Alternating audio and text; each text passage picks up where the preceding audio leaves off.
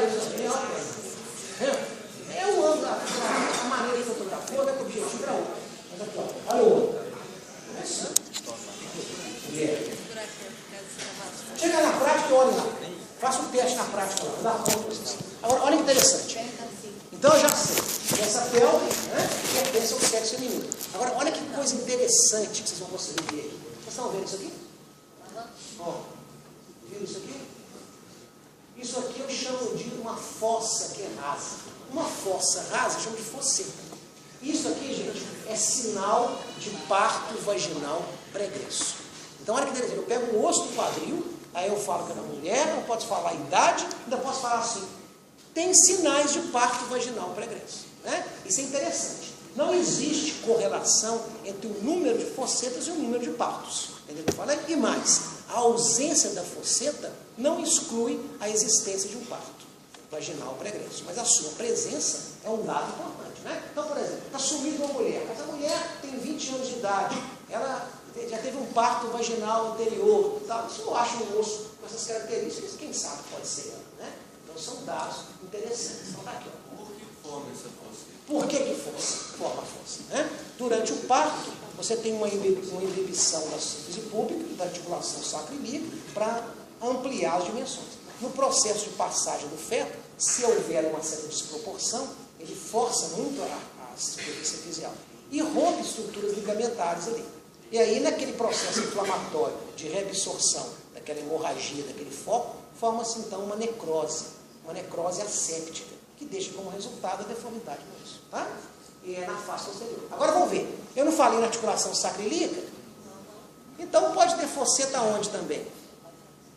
Na asa do sacro e pode ter na região anterior à face auricular do lírio. Não pode? Então eu olho no osso do quadril, não só aqui, como olho no lírio, como olho no sacro, se estiver disponível também. Pronto. Dito isso, já apresentei a pelve para vocês, né? Então na prova prática eu posso pôr uma pelve e vai perguntar assim, qual o provável sexo? Você vai responder, masculino ou feminino. Né? Pode acontecer igual aconteceu na prova do semestre passado. Eu coloquei um crânio e perguntei o provável sexo. A menina que estava fazendo a prova não tinha assistido a aula. Aí ela escreveu na resposta assim, truco. Né? Não tem jeito de falar? Tem. Né? Muito bem. Um corte sagital, né? Uma dissecação parcial de uma pelve masculina. Alguém tem dúvida que é masculino? Não. Não, tem que falar. Professor, você sabe que é masculino. Olha. Né? Bom, vamos lembrar de algumas coisas. Então, observe. Aqui está o conteúdo pélvico. Tá? O conteúdo pélvico vai divergir nos sexos, né? E vai divergir com a idade. Eu vou mostrar na semana que vem um corte sagital de uma pelve feminina do recém-nascido e do adulto. Né? No recém-nascido, a cavidade pélvica não contém de maneira plena o seu conteúdo. Então, por exemplo, a bexiga urinária no recém-nascido de ambos os sexos, ela acende a região hipogástrica, mesmo vazia, como nós vamos ter oportunidade de ver. Então, existem variações, né, na faixa etária. Mas, de qualquer maneira, vamos identificar aqui. Então, nós temos aqui, né, o conteúdo pélvico, vocês estão vendo aqui, ó, a região reto, aqui é a região retal, vocês estão vendo aqui a próstata, melhor, aqui vocês estão vendo a bexiga urinária, a vesícula seminal, aqui a chegada dos ureteres, né? E aqui nós estamos vendo o escroto, o pênis, o testículo e o ducto deferente bem representado aqui. Então nós vamos falar um pouquinho, né, aliado ao estudo da pelve, ao conteúdo pélvico, fazendo a menção também aqui a genitália externa masculina, né? Observem a relação da próstata, isso aqui é importante. Nessa imagem agora, vocês conseguem ver nitidamente a relação da próstata, né, com o assoalho da bexiga urinária e a sua posição anterior ao reto. Né? Próstata significa o que vem na frente. Já falei com vocês isso? Já falei. Né? Então ela está posicionada anterior inferiormente à bexiga e anterior ao reto. Essa relação anatômica é muito importante. Através de um toque retal, é possível, né, avaliar o contorno póstero-lateral da próstata, mas não é possível examinar o seu contorno anterior. Entendeu o que eu falei? Póstero-lateral. Né? Então, o toque retal, ele é um exame, né, a partir de uma faixa etária muito importante, após os 40, 50 anos de idade, ele ganha uma importância muito grande. Primeiro, Nós vimos na semana passada que a disposição dos vasos que abordam o reto, longitudinais, estão lembrados? Então, as estenoses, os estreitamentos da região retal por infiltração da parede é tardia. Em compensação, a grande maioria dos cânceres do intestino grosso concentra na região ano-retal e são acessíveis ao toque retal. Então, um exame de toque retal, o médico avalia a região ano-retal, ele pode surpreender deformidades ou massas na parede, na mucosa do reto, e ele ainda pode avaliar, né, a morfologia do contorno posto-lateral da próstata. Se está aumentado, se está irregular no seu contorno, vai avaliar a textura, né? Então ele vai tirar uma série de conclusões. É um exame muito bom, porque não gasta nada, né? E você pode tirar uma série de conclusões, né, nesse exame. Então, ele é obrigatório para os homens, né? Tem que fazer. Não, fazer não. Né? O homem é muito cheio de coisa, né? A mulher é engraçada. A mulher vai no ginecologista e faz exame, não tem problema. O homem não faz exame de próstata. Mas aqui não. Aqui só é saída. Tem essa expressão? Agora ele fica mais entusiasmado, porque agora eles estão falando que o ponto G masculino está aqui, ó, na parede anterior do reto, próximo da próstata. Né? Então pode ser que os caras agora queiram descobrir o ponto G, e aí fica mais fácil fazer o exame. Né? Bom, então está aqui a bexiga e o reto. O peritônio parietal. O peritônio parietal vai refletir sobre a bexiga e o reto. Então observe que o reto tem uma parte peritonizada e uma parte extraperitoneal. Aqui eu não posso falar reto, extraperitoneal. A bexiga tem uma parte peritonizada e tem uma parte extraperitoneal. Né? A próstata é extraperitoneal. Não pode falar que é reto, né? Ela não está na parede posterior. Né? E aqui vocês estão vendo a uretra. Vamos falar um pouquinho dessa uretra. A uretra masculina, vocês estudaram na histologia, já viram, né? Ela é bem maior do que a feminina. Bem maior. Depende, né? Essa uretra. Não, tem que falar a verdade, gente. Não é não? Maior. Tá. Então, observe que a uretra masculina, presta atenção, ela vai transitar na estrutura da próstata, ela vai atravessar a musculatura que fecha a abertura inferior da pelve, que é a musculatura perineal, e ela atravessa a estrutura do pênis, especificamente o corpo esponjoso do pênis. Então os mitos vão descrever, vocês viram na histologia lá, tem uma uretra prostática, uma uretra dita membranosa ou membranácea, e uma uretra esponjosa ou peniana. Observem que a uretra está na região ventral do pênis. Então nós vamos entender o que é ventral do pênis, né? Observem que essa uretra, né, ela é ampla na região prostática e ela é muito estreita na região do períneo, a uretra membranosa. Aqui existe um esfíncter muscular, nós vamos falar dele na região do períneo, que é o esfíncter de musculatura estriada, esquelética, e é voluntário, que é o esfíncter que nós controlamos a medição. Né? Quando você tem a sensação de plenitude da bexiga, e essa sensação é conduzida pelo sistema nervoso visceral até o sistema nervoso central, você vai perceber, você vai ter a sensação da urgência funcional, né? Você só não vai urinar porque esse esfíncter foi educado. A mamãe te ensinou a fazer xixi nos momentos socialmente adequados, né? No local adequado. Então a gente fecha isso aqui. Um recém-nascido, ele não tem esse controle esfíncter, né? E não adianta você querer pegar um menino de 6 meses e ensinar ele a fazer xixi. Ele vai aprender, é com a idade maior, porque ele não tem maturidade. Não, você ficar comigo com 1 mês de idade assim, vai fazer xixi. Não adianta, não. Professor, mas quando você vai passar a sonda vesical aí, o esfíncter... Então, aonde você vai sentir maior resistência para progredir com a sonda? Na parte membranosa, né? Essa é a parte que oferece maior resistência. Então, olha só, e na hora de passar a sonda, o médico vai deslocar o pênis em direção superior para desfazer essa curva e facilitar a progressão da sonda vesical. Né? Então, olhem lá, a prostática, a membranosa e a esponjosa. A menor das partes da uretra e a mais estreita é a membranosa. Né? A uretra prostática, ela é ampla, ela é distensível e ela vai receber o ducto ejaculatório, os dois, um de cada lado. Né? Então, os ductos ejaculatórios se abrem na uretra prostática juntamente com os múltiplos ductos da glândula próstata. Né? Observem que a uretra esponjosa ou peniana também recebe o ducto de uma glândula anexa, que é a glândula bulbo-uretral. Daí o nome, glândula uretral. Ela abre na parte bulbar, né? Que é o pênis vai ter aqui a glande e o bulbo do pênis, no corpo esponjoso. Ela abre na parte bulbar. Então, a uretra masculina, ela transita. Vamos falar mais dessa uretra na região, quando discutir a região perineal, né? Observe aqui agora a bexiga urinária. A bexiga urinária também é constituída de musculatura lisa. Essa musculatura lisa contrai por um estímulo do sistema nervoso autônomo parasimpático. E é curioso que vocês guardem o seguinte: essa porção da bexiga urinária, a musculatura vesical, próxima à uretra, ela tem uma inervação simpática. Então, quando você tem um estímulo parasimpático, a bexiga contrai para esvaziar. E a parte justa uretral relaxa. Entendeu? Por isso que a pessoa vai conseguir urinar e vai relaxar. E é interessante também o seguinte: a resposta sexual também está vinculada ao sistema nervoso autônomo, né? O parasimpático está vinculado a mecanismo de ereção, sim? E o simpático é a ejaculação.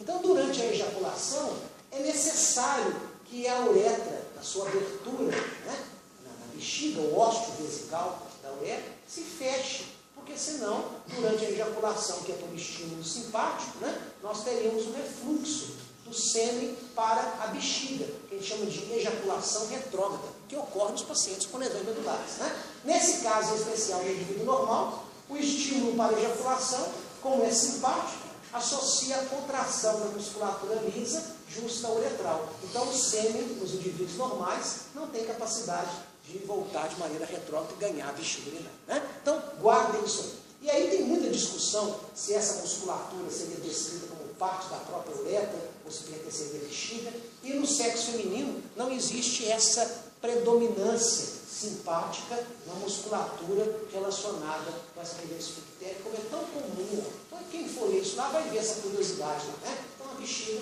com inervação autônoma dupla, no sentido de tônus muscular e contração do mecanismo esfictérico. Esse esfíncter interno aqui, ó, nós não damos conta de segurar ele de maneira voluntária, não. Então, o que vai garantir, né, a micção na hora adequada é o esfíncter externo. Por isso que ele é chamado de externo, para contrapor o esfíncter interno de inervação simpática. Pronto, dito isso, está aqui o corpo sagital, então nós já vimos algumas coisas. Só de olhar essa imagem, você vai ver que a bexiga ela tem um pregamento mucoso, exuberante. Por que a bexiga não é lisinha? Ah, porque ela vai estender agudamente. Se ela fosse lisinha, não ia acomodar com o volume de urina, né? Mas essa região da bexiga que guarda a relação com a próstata, íntima relação, ela deforma um pouco durante a extensão vesical. E ela então tem uma parede mais lisa, essa parede mais lisa, tomando como referência o ureter de um lado, aqui mostrado, o contralateral e a uretra formam um triângulo. Esse triângulo chama trígono vesical. Então o trígono vesical ele é facilmente identificado, né, no exame endoscópico, porque ele não mostra aquela rugosidade, aquelas pregas mucosas que a bexiga mostra como um todo. Então tá, uretra. O homem tem uma uretra maior. Então eu pergunto para vocês, né? Uma infecção, uma contaminação das vias urinárias a partir da uretra, ela é mais comum no homem ou na mulher? Na mulher, né? Se nós fizermos uma estatística aqui na sala, é provável que a quase totalidade das meninas já tiveram pelo menos um episódio de infecção urinária durante a vida, sem que isso tenha menor significado, né? Ou maior importância clínica. Ah, mas se um rapazinho aqui aparecer com uma infecção urinária, ele vai ser exaustivamente explorado. Um menino com infecção urinária é diferente da menininha com infecção urinária. A menina com infecção urinária é porque contaminou, a vagina está perto, o ânus está perto, está de fralda, né? Contamina e a bactéria que vai crescer é um coliforme fecal, Escherichia coli, né? Então é fácil. Agora, se um menino de 3, 4 anos de idade tem uma infecção urinária, ele vai ser exaustivamente estudado. É provável que ele tenha alguma malformação, alguma válvula na uretra, algum tipo de impedimento para o esvaziamento e ficando um resíduo de urina nessa bexiga que pode predispor a infecção urinária. Na vovó e no vovô, isso cai por terra, né? Então a mulher tem muito mais infecção urinária do que o homem. Tem. Na idade jovem, na adolescência, né? Mas no velho, o homem empata com a mulher.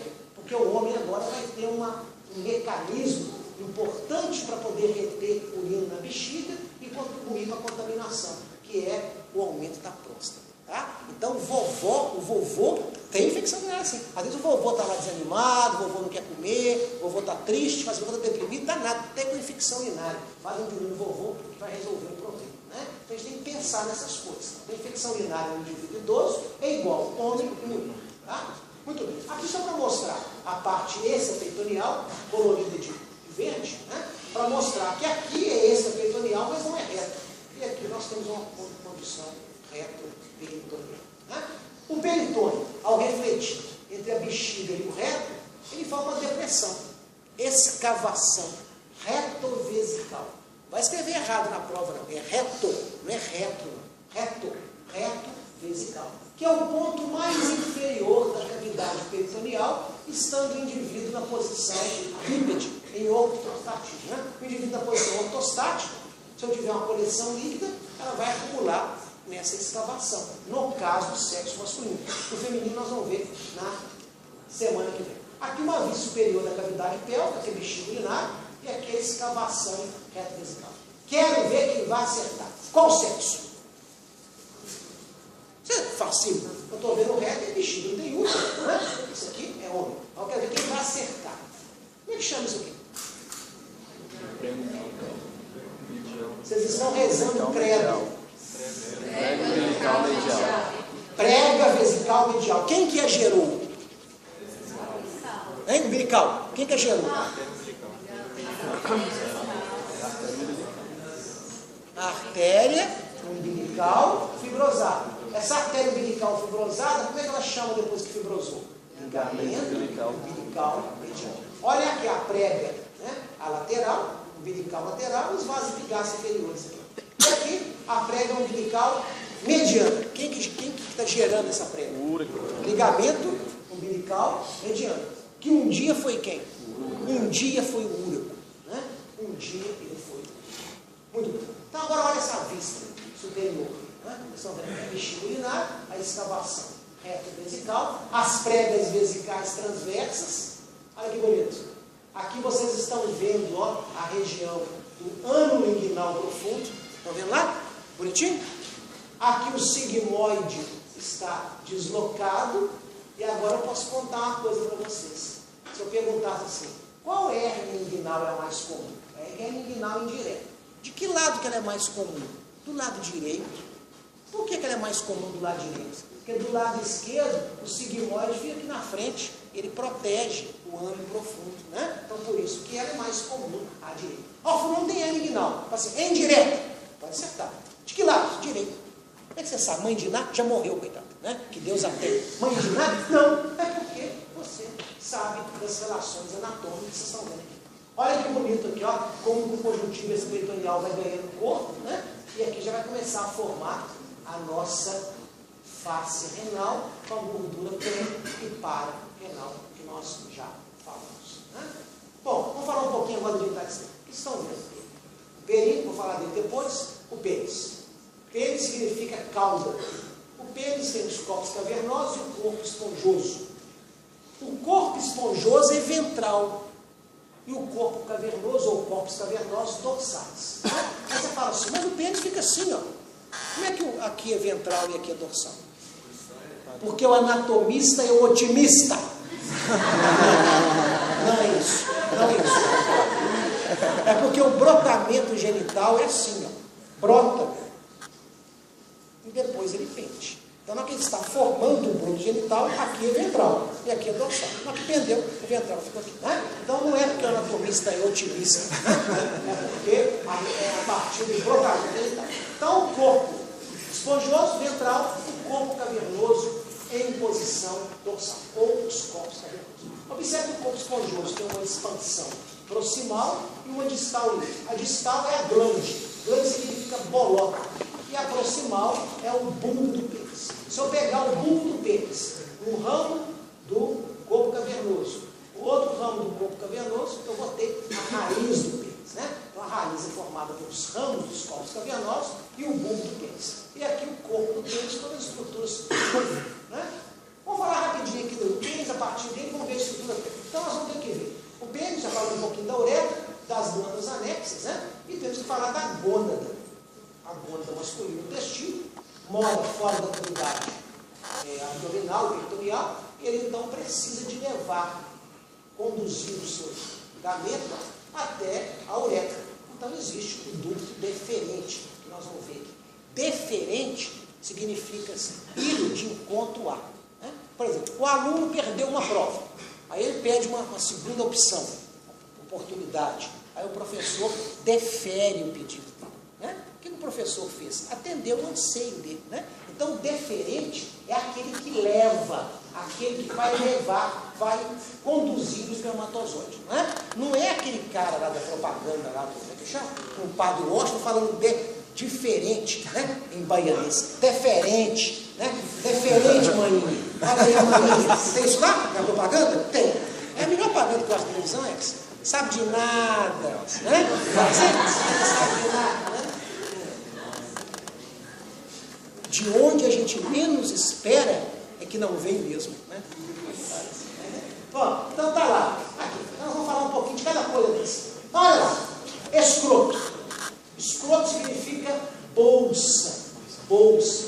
Então a gente não deve falar bolsa escrotal, não, porque é uma redundância. Então eu falo bolsa testicular ou falo escroto. Escroto. Né? Tem que falar escroto. Acho essa palavra feia, mas é um nome mesmo. Escroto. Né? Quando você fala falando escroto, você está elogiando ele, uma bolsa. Né? É um escroto. Bom, então olha aqui. Escroto aqui. Observe que existe um septo conjuntivo, duas metades, que mostra a independência dos envoltórios do testículo e do fluido espermático, né? De um lado e de outro. Então vamos recordar aqui agora. Aqui eu tenho, ó, a fáscia espermática externa. Tá vendo? A fáscia cremastéria com o músculo cremásteo. Né? Aberto aqui agora eu tenho a fáscia espermática interna. Vamos ver quem lembra e se acertaria na conta. A fáscia espermática interna guarda relação com qual camada da parede abdominal? Fáscia transversal. Muito bem. E a fáscia espermática externa? O quê? Cuidado. O livro do professor Fatini fala que é a aponeurose. Já chamei a atenção, está errado. É a fáscia do músculo oblíquo externo, é a fáscia do músculo oblíquo interno. Então o Fatini fala assim, que é a aponeurose do oblíquo interno e a aponeurose do oblíquo externo. O certo não, quem seria errado eu tirar o ponto. É a fáscia muscular, não a aponeurose. A aponeurose é formar o ânus superficial, o ligamento inguinal, né? Mas a aponeurose do oblíquo externo não vai formar a fáscia espermática. Aqui o conteúdo do folículo. Vocês estão vendo aqui o ducto deferente, estão vendo aqui o plexo pampiniforme, olha que nome bonito, pampiniforme venoso, e aqui vocês estão vendo a artéria testicular. As veias que drenam o testículo formam um emaranhado venoso. Olha lá, esse emaranhado venoso está enroscado, envolvendo a artéria testicular, que também é sinuosa. Por quê? Para troca de calor, parabéns, quer na prova, um pouco.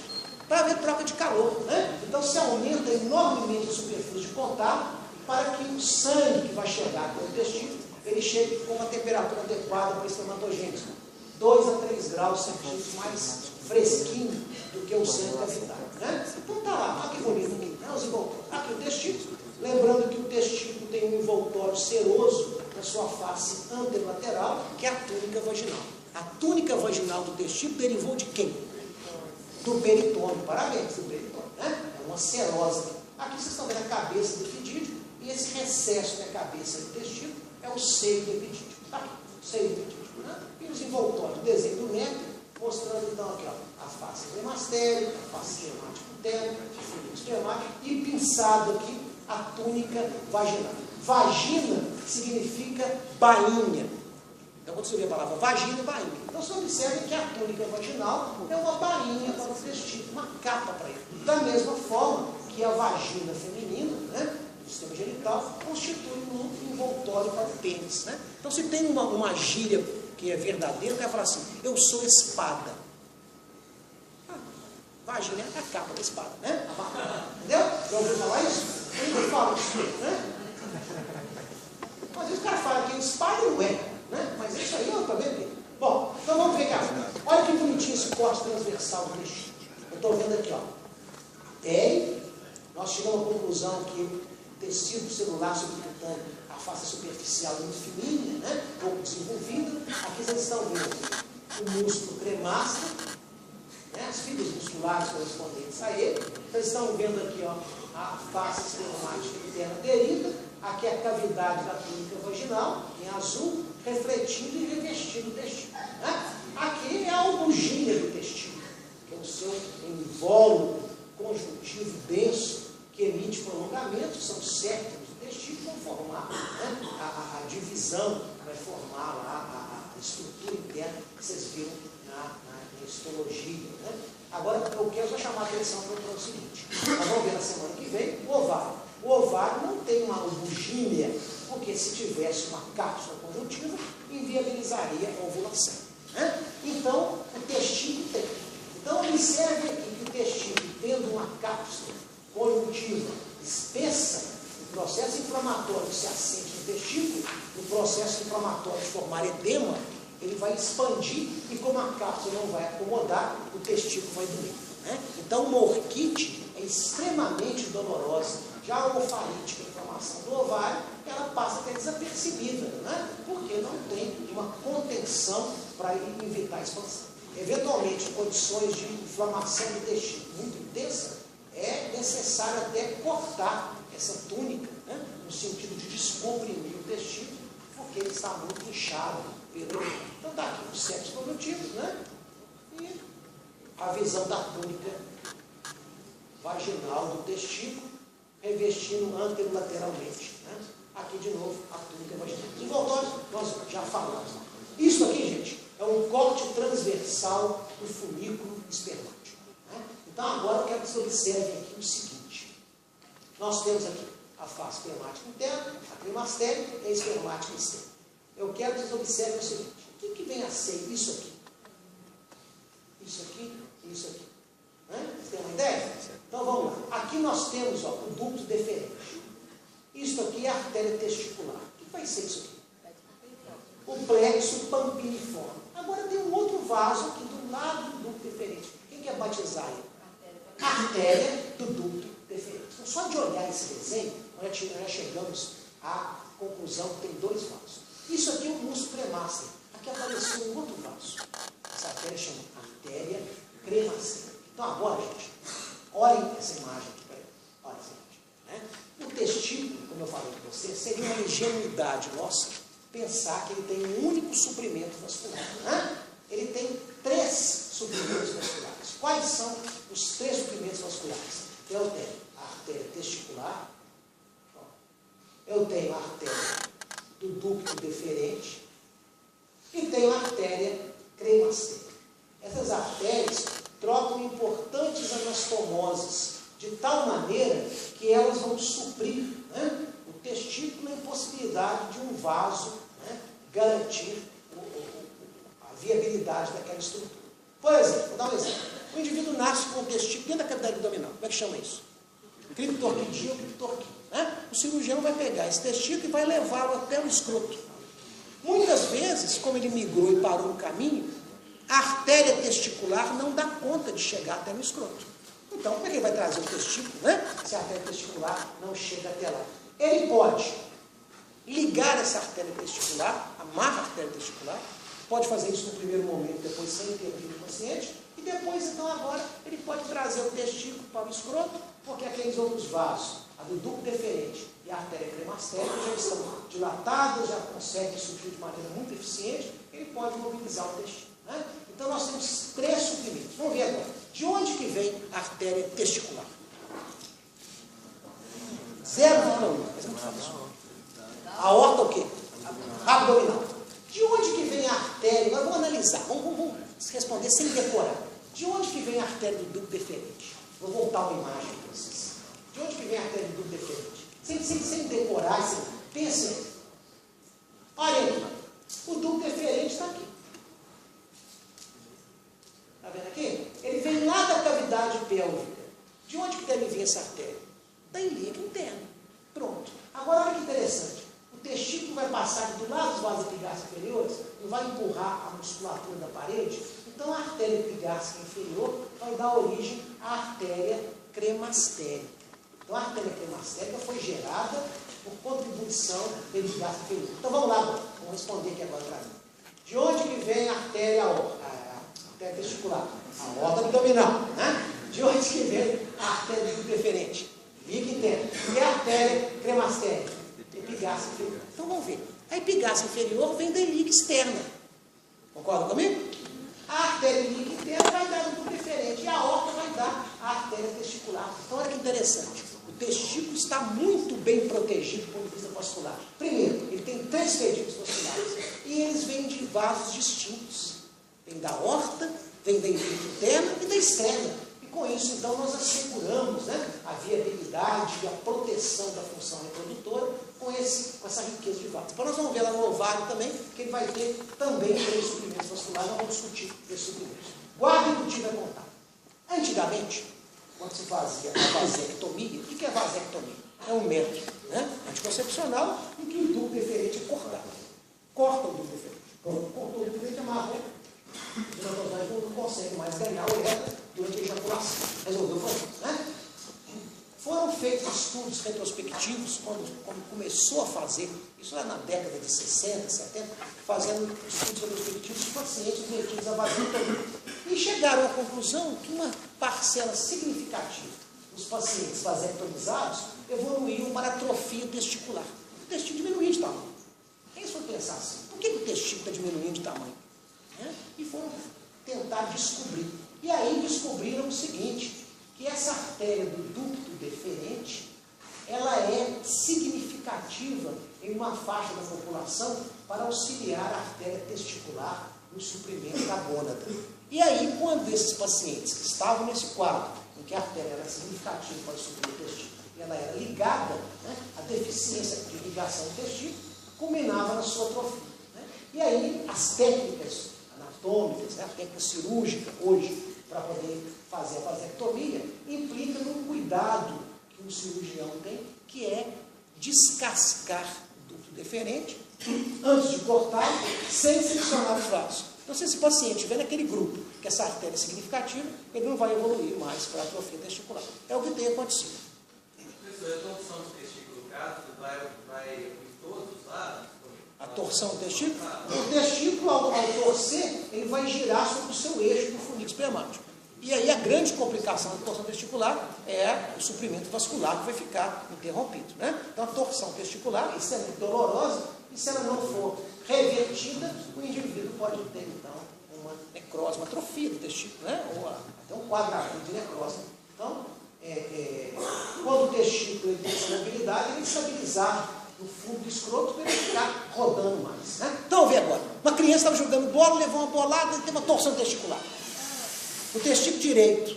Aí ele vai para o hospital. Aí o médico vai desfazer a torção e vai ancorar esse testículo no escroto. O que ele deve fazer? Do lado direito. Foi do lado direito. O que ele faz? Aí ele fixa o testículo esquerdo também. Ele aproveita a oportunidade, porque se teve a torção de um lado, vai poder ter do outro, não vai? Então, para evitar que ele tenha no futuro, ele já estabiliza os 2 testículos quando tem. No caso do amigo, ele torceu quando ele estava dormindo. Pode também. Qualquer situação. Ele devia ter uma facilidade maior, né? Talvez uma torcer de atividade esportiva, né? Para torcer de movimento grupo. Então, olha lá. Então, guardaram isso aí, ninguém vai errar isso na prova, não? Os 3 suprimentos vasculares do testículo, parabéns, vocês brilharam. Então, vamos ver que agora que eu vou acertar. O paciente nasceu com o testículo na cavidade abdominal. Ele vai ter os 3 suprimentos eficientes. Qual vai faltar? A cremastéria. Parabéns, porque não passou ainda lá, como é que vai levar o músculo e arrastar com ele? Perdido postura. Então, parabéns. Observe que o plexo panquiliforme veloso, né? Aonde vai se assentar a varicocele, é mais comum a direita ou a esquerda? Direita ou esquerda? Esquerda. Por quê? A renal esquerda que recebe ângulo reto. Né? Aqui vocês estão vendo, ó, os ductos deferentes do testículo, a cabeça do epidídimo, que é o ducto epididimário, né? O corpo, a cauda, e o ducto epididimário continua com o nome de ducto deferente. Né? Vocês viram em histologia, tubos seminíferos retos, contorcidos retos, depois a rede testicular, os ductos deferentes do testículo, isso aí tudo na histologia. Vamos ver aqui. Drenagem linfática. Eu vou falar assim. Olha aqui, guarda o que o tio vai contar. O testículo veio lá da horta. paralelo a ela, lateralmente a ela. Então ele tem o seu pedículo vascular e seus vasos linfáticos originados nesse ponto. Então o testículo, apesar de morar no escroto, a sua linfa vai para os linfonodos aórticos. Guardaram isso aí? E o escroto? Para onde que vai a linfa do escroto? Os linfonodos inguinais, né? Os inguinais superficiais, profundo, depois vai para os ilíacos externos, ilíacos comuns, depois vai para os aórticos. Então, olha que interessante, isso aqui é de uma importância fundamental para nós, que mostra o seguinte: a drenagem testicular, aórtica, drenagem do escroto inguinal. Então, vamos ver. O paciente procurou o médico e sentiu o testículo dele endurecido e meio irregular. O médico suspeitou da possibilidade de um tumor renal, testicular, desculpa. O tumor testicular mais comum no jovem lá vai ser um seminoma, que tem que ser tratado cirurgicamente, com quimioterapia. Bom, aí ele vai lá. O médico examina a região inguinal do paciente e fala assim com ele: pode ficar despreocupado, porque não tem metástase de linfonodo. Está certo o raciocínio do médico? Não. Ele tem que buscar metástase eventualmente aonde? Lá nos linfonodos aórticos. Entenderam o que eu falei? Porque a linfa vai direto para lá. E agora vamos imaginar, se o paciente tiver um tumor de testículo e foi surpreendido uma metástase na região inguinal, qual a conclusão que eu chego? O tumor já invadiu por contiguidade o escroto e agora parou lá na região, né? Isso é tão importante que o cirurgião, quando ele vai remover um testículo, né, com o seminoma, a abordagem que ele faz é a partir do canal inguinal. Ele tira o testículo por aqui, ó, para evitar a possibilidade de contaminação da região escrotal, né? Então, guarda isso aí, não confunda. A drenagem do escroto não guarda relação com a drenagem do testículo, que é para os linfonodos aórticos. Guarda. Drenagem venosa do testículo está exaustivamente discutida com vocês. Vamos falar agora do Braulio. Braulio, né? É o pênis. Quem ensinou? Tem algum Braulio aqui na sala? Não, né? Arrumaram esse negócio de botar Braulio, bobagem, né? O povo tem que parar com isso, né? De arrumar apelido para as coisas. Bimbinha, né? Xereca, é assim que o povo fala? Então vem cada coisa. A minha filha mais nova está com 18 anos de idade, mas quando ela tinha os seus 5 anos de idade, teve uma festa, semana, chama o quê? Feira de ciência, na escola dela, né? Aí ela foi lá e tinha lá os modelos, que negócio, ela tinha 5 anos de idade. Aí quando ela chegou em casa de noite, ela veio me xingar, falou assim: pai, você está me ensinando as coisas erradas. A professora me perguntou lá na aula de ciência o que era aquilo, eu falei que chamava vagina. Ela falou comigo que uma mocinha não podia falar vagina, que tinha que falar perereca. Não pode falar vagina, né? Aí eu achei que minha filha lá, professora, aí começa o preconceito, né? Perereca. Perereca é uma fita verde. Uma perereca que nós conhecemos, né? Aí, olha lá. Então, ele fala, vagina mesmo. Então, por que a televisão faz uma propaganda e fala assim, o Braulio? Vocês pegaram essa propaganda? Era uma propaganda de referir ao pênis chamando de Braulio. Os Braulio, coitado, ficaram acabados. Né? Então tá. Observe esses músculos, gente. Atenção, na aula do períneo, eu vou discutir essa musculatura perineal. Essa musculatura perineal, musculatura estriada esquelética, ela guarda relação com o pênis, com o clitóris, com a região da parede da vagina. E é essa musculatura que o rapazinho contrai voluntariamente para fazer malabarismo, né? Quando ele quer mostrar serviço. Né? Põe uma toalha de pano e fica fazendo assim. Entendeu? Chega uma certa idade que é só toalha de papel. Então tá aqui. A estrutura do pênis eu vou falar para chegar na aula específica, né? Mas aqui, ó, corpo cavernoso, corpo esponjoso, e a glande, e aqui sim, mostrando a região ventral do pênis, né? Região ventral do pênis. Eu vou falar dele mais para frente. Só para mostrar para vocês uma coisa. Observe, a estrutura do pênis também tem, no corpo cavernoso, no corpo esponjoso, um invólucro produtivo, que chama albugina. Albugina é uma coisa que é branca, clara, né? Alba. Então, o testículo tem essa albugina. O corpo cavernoso tem uma albugina, o corpo esponjoso tem uma albugina. A albugina do corpo esponjoso, ela é fininha. Fininha. E a albugina do corpo cavernoso, ela é grossa, ela é espessa. Isso tem a ver com o conceito de ereção e intumescência, né? A ereção, na verdade, não ocorre em toda a estrutura do pênis. A ereção é um fenômeno que se dá no corpo cavernoso. O corpo esponjoso, como ele tem uma albuginha muito fina, ele não é capaz de conter um aumento de pressão interna igual o corpo cavernoso. Então ele fica mais depressível, né? Ele fica mais mole, mais flácido. Então ele não chega a ter a verdadeira ereção. Então o corpo cavernoso experimenta ereção.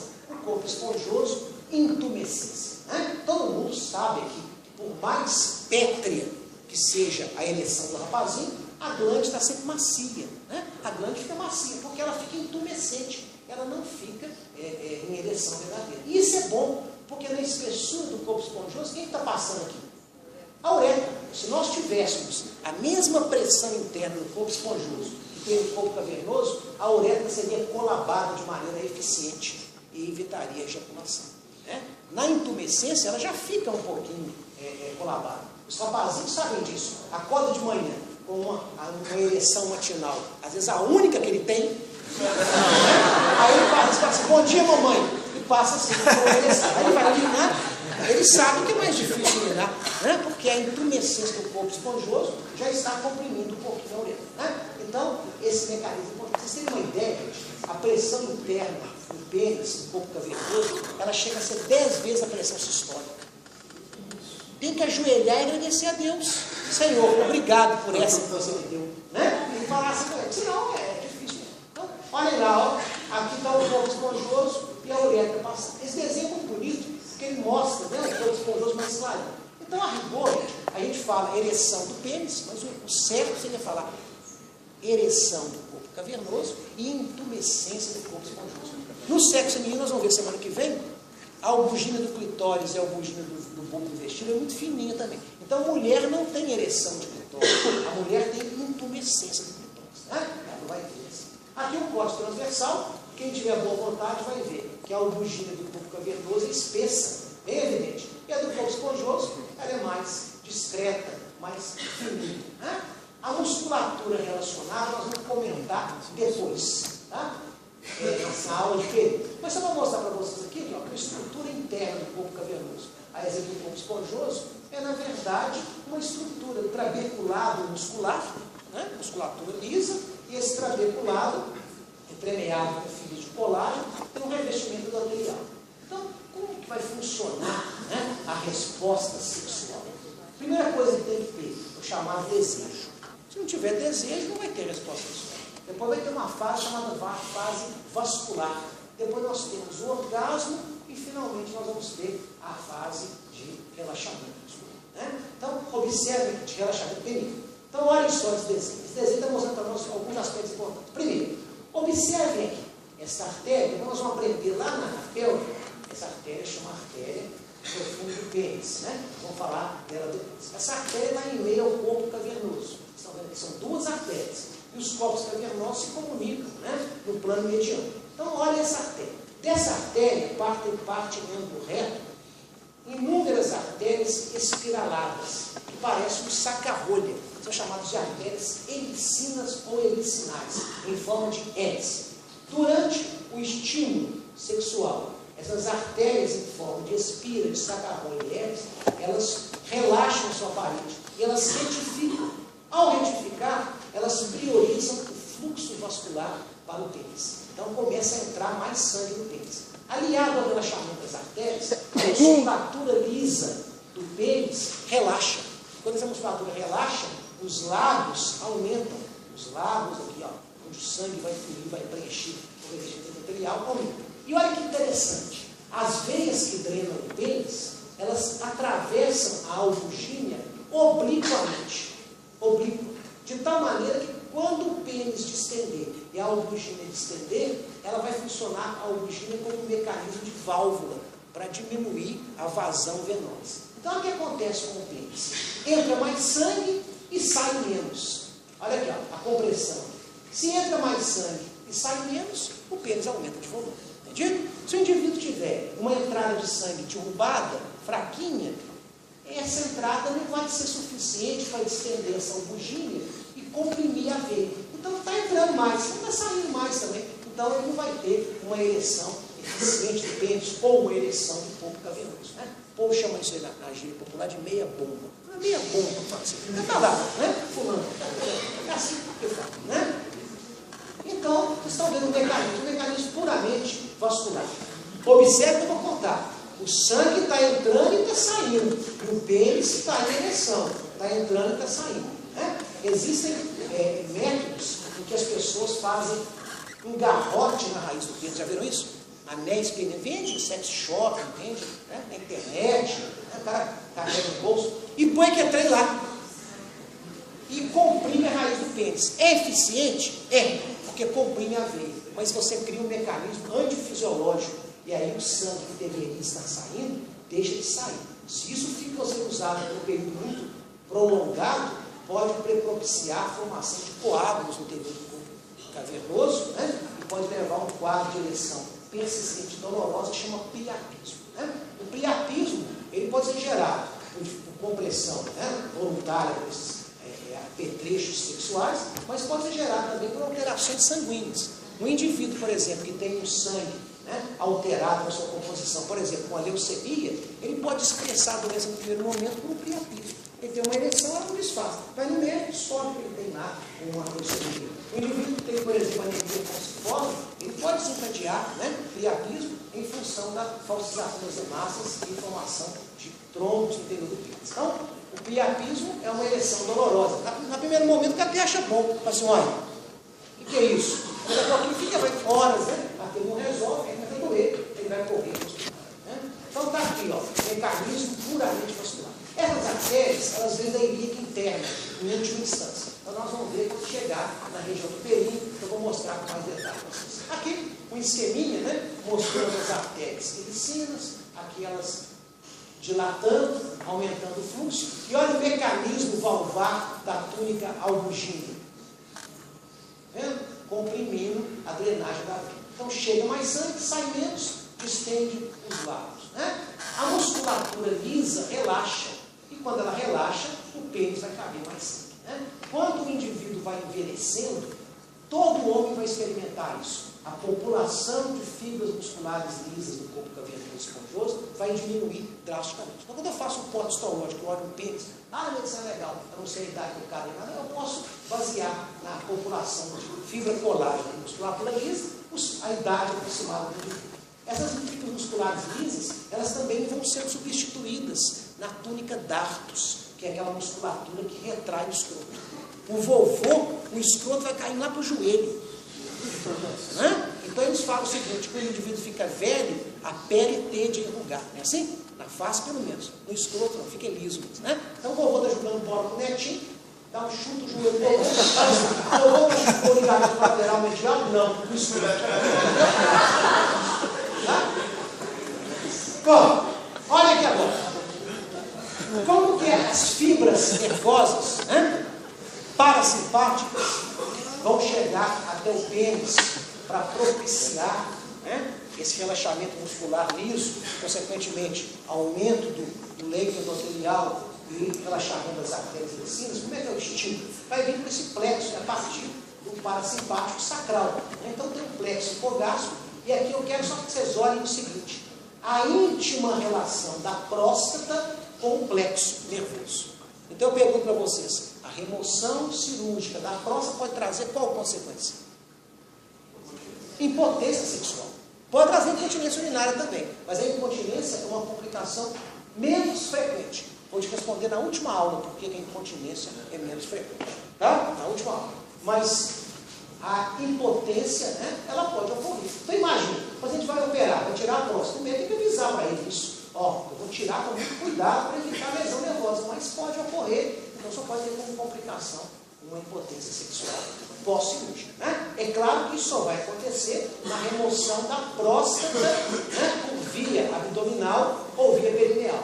Se eu fizer uma remoção da próstata através da uretra, nós não vamos comprometer a periferia, né? Consequentemente, o indivíduo que tem a remoção prostática transuretral, ele não vai ter como complicação a impotência sexual. Né? Aqui só vou mostrar para vocês a artéria ilíaca interna, o ramo dela chamada artéria pudenda interna.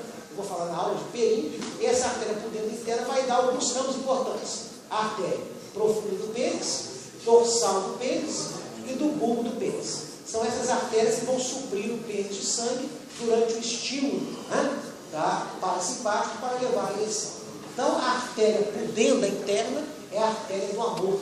E ela é um ramo terminal da artéria ilíaca interna, que nós vamos ver com mais detalhe na aula de período. Tá? Aqui a uretra, já comentando as 3 porções da uretra, lembrando que a parte mais estreita é a membranosa, a mais ampla e distensível é a uretra prostática.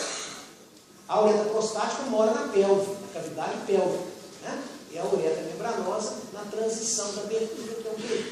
A próstata é estudada na histologia, né? A secreção prostática, ela estabiliza o pH vaginal, o pH ejaculado, a glândula vulvo-uretral, uma glândula mucosa, que vai lubrificar a uretra para evitar o trauma no espermatozoide e também lubrificar a vagina. Né? A glândula vulvo-uretral, no meu tempo de jovem, era chamada de a glândula do mela cueca. Vou explicar o que era isso. Antigamente, né, a gente ia numa festa, isso na minha juventude, né, e chegava, você dançava com a pessoa. Até na época dos embalos de sábado à noite. Né? Aí você dançava, pegava a pessoa, segurava ali nos processos espinhosos da região lombar, entendeu? Passava a mão, aqui, olha a perna. Região lombar, paradinho, ficava só assim ali. Aí fungava, falava alguma coisa, puxava e apertava. Hoje não. Hoje o cara faz assim, vamos dançar? Vamos. Aí cada um pega um copo, né? Ah, um tá aqui, outro aqui, fica assim. Isso não vale, isso não vale. Então, na hora que o cara chamava a menina, deixa eu chamar na regulagem, você puxava daqui assim, na região, né? E aí o cara já começava a experimentar um desejo sexual. Né? Aí vinha uma estimulação parasimpática, que levava, né, à formação da prega umbilical mediana. Entendeu o que eu falei? Na calça. Né? E aí, o cara ali dançando, aquele tempo todo, mas não tinha essa facilidade. A sexualidade era muito reprimida e tal. Então o cara acabava, era por ali mesmo. Mas as glândulas bulbo-uretrais não sabiam disso. E elas então já preparavam. Né? Hoje tem. Vamos usar delas, né? Vamos. E aí então elas lubrificavam aquilo ali e aquela secreção saía ali na roupa íntima. Né? Então é chamado baile do mela cueca. Isso não tem mais hoje em dia. Vocês não tem isso mais. Né? Isso é claro. Hoje é leco, isso aqui. Não é verdade? Leco, o que é isso? Né? Bom, olha aqui a bexiga, o trígono vesical, a próstata, ureter, ósseo interno da uretra. Olha como é que é a uretra prostática é ampla. Olha a uretra membranosa estreita. E a uretra esponjosa ou peri. Né? Então agora ele perguntou lá, falou da progressão de uma catéter, né? Uma sonda vesical na bexiga, para chegar na bexiga, né? Então como é que ele vai passar? Ele encontra o estreitamento? Sim. A uretra tem 3 pontos estreitos e tem 3 pontos amplos. Quais são os estreitamentos? No início dela, no ósseo externo e no ósseo interno. E na uretra membranosa, que é o estreitamento mais eficiente. E aonde que ela tem expansão? Na região da glande, chamada fossa navicular, na região bulbar e na região prostática. Tá? Então, ao progredir, né, uma sonda vesical, o médico tem que lembrar que ele vai ter que vencer a resistência da musculatura estriada esquelética voluntária, que é o esfíncter externo da uretra, que eu vou falar na aula de IPI. Né? Vou falar um pouquinho da próstata. Então, olha a próstata. A próstata, gente, ela não tem a divisão em lóbulos, né? Igual tem lá o fígado, igual o pulmão. Então, existe uma divisão didática da próstata, que é o seguinte. Imagine a seguinte situação. Eu pego uma maçã, vamos ver uma maçã, já? Enfio, vou fazer uma maçã do amor. Você enfia um palito aqui no meio da maçã e sai. Só que o palito vai ser excêntrico, ele fica mais anteriormente. Então tá aqui. Depois eu pego mais 2 palitinhos pequenos e enfio assim, ó, de lateral para medial, de superior para inferior, até encontrar o palito central. Entendeu o que eu falei? Esse palito central é a uretra. A maçã é a próstata. E os palitos que estão chegando oblíquo são os ductos ejaculatórios. Então, em função da disposição das estruturas da uretra e do ducto, a próstata vai ter uma parte anterior à uretra, chama lobo anterior da próstata. Vai ter uma parte que fica lateral à uretra, chama lobo lateral. E tem uma parte que vai ficar posterior, ou lobo posterior. E esse pedacinho da próstata ficou, né, entre a uretra e os ductos ejaculatórios. Esse pedacinho chama lobo médio ou lobo mediano. Vocês estão vendo aqui o lobo anterior, o lobo posterior e o lobo médio da costa. Ou seja, se o lobo médio crescer, ele vai em que direção? Em direção à assoalho da bexiga. Entenderam o que eu falei? Então, uma próstata aumentada às custas do lobo médio, o exame retal vai trazer alguma informação a respeito disso? Não. Então o paciente vai no médico e fala assim, doutor, eu estou com dificuldade para urinar.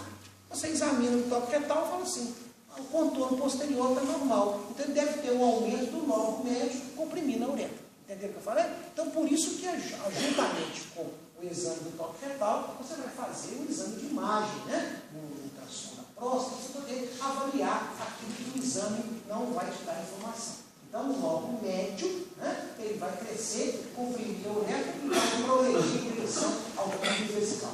Então, está aqui, vista posterior. Isso aqui é o lobo posterior da próstata lateral. Então, quais são os lobos acessíveis ao toque retal? Póstero lateral. Entendido? Né? Aqui vocês têm a referente ao esconfono e as vesículas seminais. Né? A vesícula seminal tem uma importância grande na histologia para ativação do metabolismo.